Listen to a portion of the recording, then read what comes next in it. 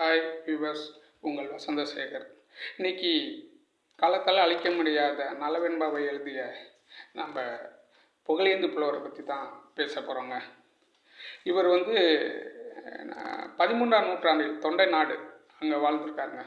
13ஆம் நூற்றாண்டில் வாழ்ந்த அந்த காலகட்டத்தில் இவர் காலகட்டத்தில் தான் இவர் ஒட்டக்கூத்தர், கம்பர் அவெல்லாம் வாழ்ந்திருக்காங்க. அந்த காலகட்டம் தான் இவர் மகாபாரதத்தில் துணை நூலுங்க. அந்த நூல் நிடத அப்படின்னு ஒரு நாட்டு மன்னன் நலன், அவனுடைய வாழ்க்கை வரலாறை பற்றி தான் அதை தமிழில் இவர் மொழிபெயர்த்திருக்காரு.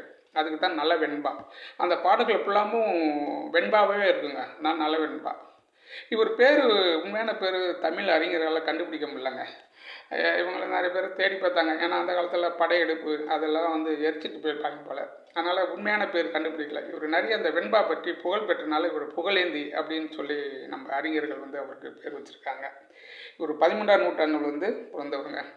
இவர் பொன்விளையம் களத்தூர், செங்கல்பட்டு அருகில் இருக்குது. இப்போ காலத்தூர் இருக்கு இல்லையா, அந்த ஊரில் தான் இவர் பிறந்திருக்காருங்க. மிகப்பெரிய கவிஞருங்க. வெண்பான்னாக்கா அப்படி ஒரு வெண்பாவை எழுதியிருக்கார். அந்த நலவெண்பா, அதுக்கு பேரே அதுதான் அவனுக்கு பேர் வச்சுருக்காங்க, நலன். நலன் பற்றிய மன்னனுடைய அந்த பாடல்கள் நல்ல வெண்பாவிலே அவர் பாடியிருக்காருங்க. அந்த புகழேந்தி புலவர். நன்றி, வணக்கம்.